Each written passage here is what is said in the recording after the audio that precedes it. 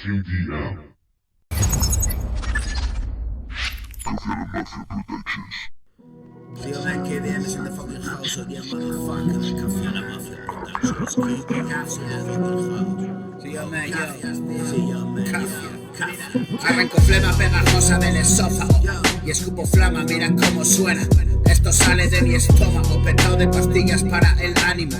No veo la tele, solo anime, no leo periódicos, no me sientan bien. Verdades disfrazadas que no quiero conocer. Despierto y escribí sobre esta base de Xavier. Manolito dejó de meter y de achicar, no soy de burdel.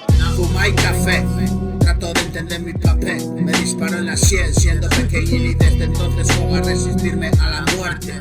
Ya no me hago el fuerte, mi rap elegante es mi uniforme. Si lo ves deforme deja de meterte. Sigue el flow cafiante por la red. Rock and roll, punk y indie pop también. Soy un artistoide, humanoide, de nuevo celuloide. Escribo en papel, no me da vergüenza conocerme ni reconocer. Si la cagué bien, hablo del ayer, de mañana y de un presente. Y si tienes algo que decir de frente, que te escucharé. Cuchara de bien cuando se hace amargo vivir. Bumba melancólico y recuerdos de mi alcohólico. Corre que ya llegas al nivel. Joder, ¿qué pasó ayer? Mierda, no lo puedo detener.